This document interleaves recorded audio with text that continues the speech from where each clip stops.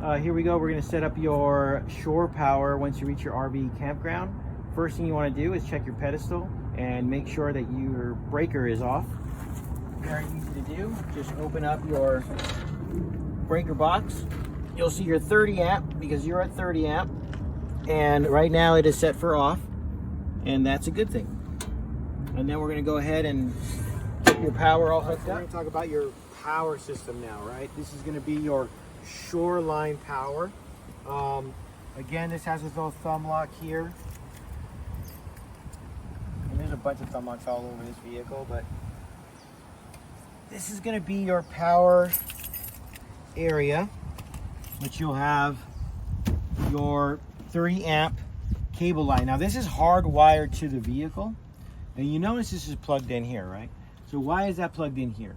So this is plugged in here because when you turn on your generator, this powers up, and that's what feeds your system. So this is connected to the vehicle, right? And if it's plugged in there and you turn on your generator, you power your whole vehicle. If it's unplugged and you have the generator on, you'll have no power on the inside. So this is very important. Like if you're gonna run your generator, make sure this is plugged in there so you get power to your vehicle, okay? So this is your 30 amp. It's probably about maybe 40 feet of cable. And inside here, we're gonna have your electrical bin. And inside your electrical bin, you're gonna have a couple of items, okay? This is one thing that you're gonna be using at all times. Anytime you go to a campsite and you're gonna be plugging into shore power, you're gonna plug this in first. So you're gonna plug this into shore power, turn on your breaker, and then this end is gonna plug into that. Okay, this is just a surge protector guard, and we use that because this is hardwired to the vehicle. So we want to make sure that we don't get any surges and this gets melted and it's just melting up your whole line. Okay, so this is going to be plugged in first. This is going to go into there once you're plugged into shore power, and you power up your whole vehicle and you'll be good to go. We also supply a dog bone. So in case your 30 amp out in the campsites are broken, this is actually 50 amp. So you can actually plug this into 50 and you can reduce it down to 30. So you would probably do this, and then that. And that's how you use your power system here.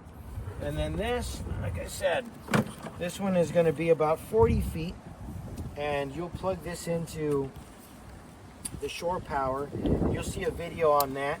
The one thing about shore power when I'm talking to people is just make sure that you are plugging this in with your breaker off.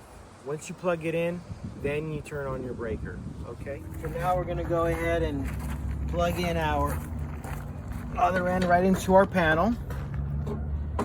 So you just go ahead and plug that in, make sure it's nice and set.